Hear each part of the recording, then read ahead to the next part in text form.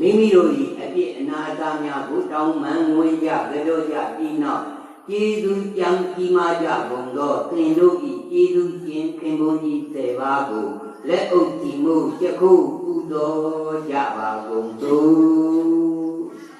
ဘုရားပိစေကဘုရားသာဧရေဟာဧကတာဝေကမာတာပိယုလေယုတတဓမ္မတိတကာသဒါယကာဣမေတတမဟာဂုဏေသံဝနာမိတဘေကာဘုဒ္ဓသာသေသာလေးပါးတရားပြီးမြင်ဘုရားရှင်ကိုလည်းပါ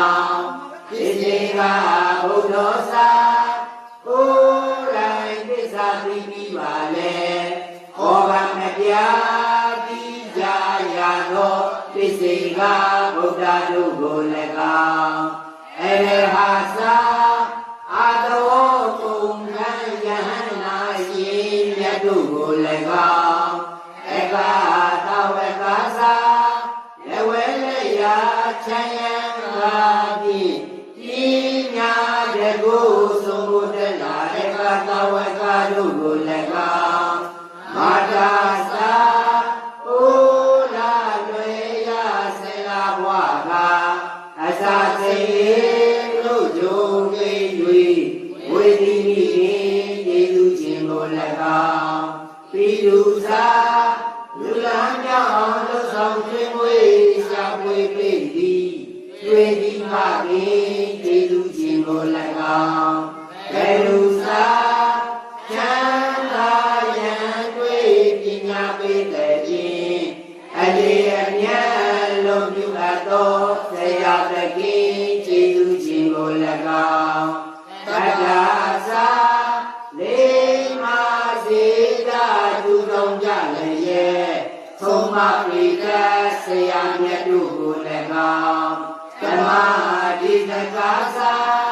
တန်ត្រာစခန်းသွားရလမ်း၌ပိဏံကြီးယံ